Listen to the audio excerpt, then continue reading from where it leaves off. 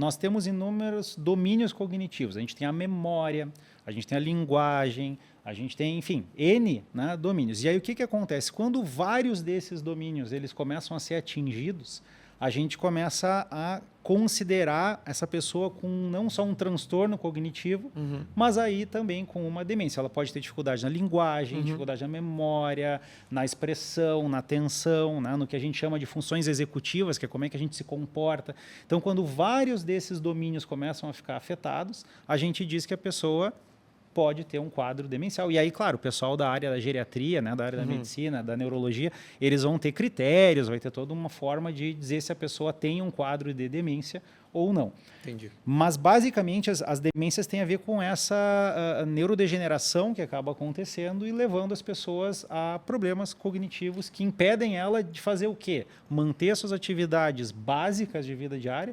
Às vezes, assim, é tomar banho, claro, fazer as higiene pessoais. Higiene pessoal. Então, isso é o que a gente chama de atividade básica. E tem aquelas que a gente chama de instrumentais, que, assim, é conseguir pagar uma conta, conseguir preparar o próprio alimento, né? Então, ali no sei lá, eu não estou dizendo fazer uma grande receita, não, Masterchef, claro, mas né? ali passar um café, assim, de passar um repente. café, preparar alguma coisa, né? Então, essas atividades, quando a pessoa não consegue manter essas atividades básicas e instrumentais por uma dificuldade cerebral, de saúde cerebral, ela passa a ter uma inabilidade, uma incapacidade de viver só. Perfeito. E ela passa, então, a ser dependente de um terceiro, de alguém, enfim, para fazer que isso. Ninguém né? quer, né? Quando não. Ninguém quer. E aí a gente começa a pessoa quer que seja o mais né, o mais distante possível. Retardar o máximo. Retardar o máximo.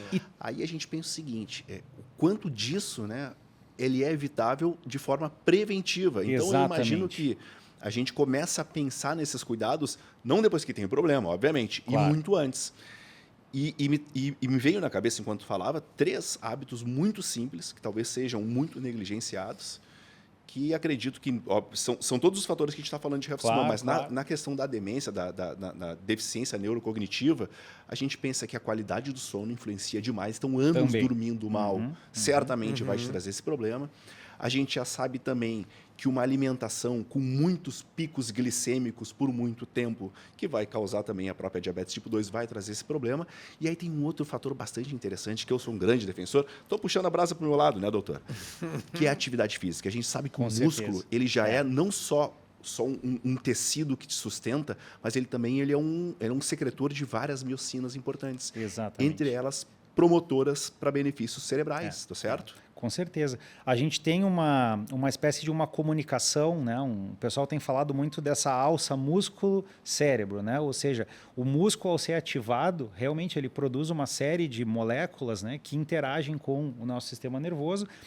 Inclusive, uma delas chama fator, tem um nome horroroso, fator neurotrófico derivado do encéfalo. Vamos pensar assim, fator, bom, é alguma coisa neurotrófico. O trofismo tem a ver com crescimento, com desenvolvimento, né? E ele foi descoberto no cérebro, mas o músculo também produz. Né? Boa parte dessa molécula circulante, às vezes ela não vem do cérebro em si, ela está vindo do próprio músculo. E a gente sabe que exercitar o músculo vai estar contribuindo, justamente causar para isso, essa saúde cerebral e vice-versa. Dentro de um princípio que eles chamam de hormese. Exatamente. Esse princípio de hormese ele é bastante interessante, que ele serve por exercício normalmente de alta intensidade, que vai causar isso, né? Ou sobre pequenos estresses, Duda, que a gente vive ao longo do dia. Então, olha que bacana. É como se fosse a gente preparando o nosso cérebro, tá? Treinando o nosso cérebro assim como tu treina o músculo. O que é o treinamento muscular? A gente cria um desconforto nele, cria uma sobrecarga nele, e ele se supercompensa, ele melhora para que não sofra mais. E o nosso cérebro tem disso, cara.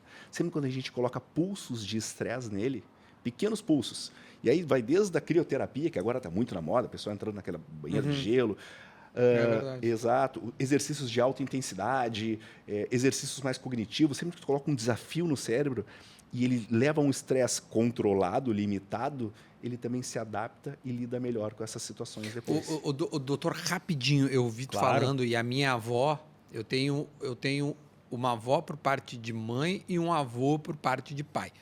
O meu avô, 28, ele está com 97. A minha avó é um pouco mais, ela está um pouco mais jovem, acho que é 94. Mas, por exemplo, quando eu vou na clínica onde a minha avó tá morando, no residencial, já peguei ela fazendo exercício. O senhor é fisioterapeuta, né? O senhor por educação, né? Acho que a gente está regulando aqui na idade. é aquele pedalzinho e tudo mais, tá, no dedo de ser. E aí, Rafa, me veio um pouco dessa aí. Esse pedal, para ela, é um estresse muito grande, para ela poder depois, de repente, ir até o banheiro. Né? Nem que seja se apoiando, mas conseguir fazer o pedalar. Isso é um exemplo bobo, mas é isso que pode retardar ou fazer com que a gente envelheça com qualidade. Isso, a gente tem que tentar manter a nossa saúde osteomioarticular, é um nome bonito, mas no fim das contas é a saúde muscular. A gente fala muito hoje em dia de poupança muscular. Então, tem uma brincadeira que assim, como a gente paga um boleto lá, né? Vou pagar uma conta para que não fique, né, lá devendo do ou Serasa. Coisa assim, do Serasa. Não vou entrar no Serasa, Deus o livre, não vou pagar a conta.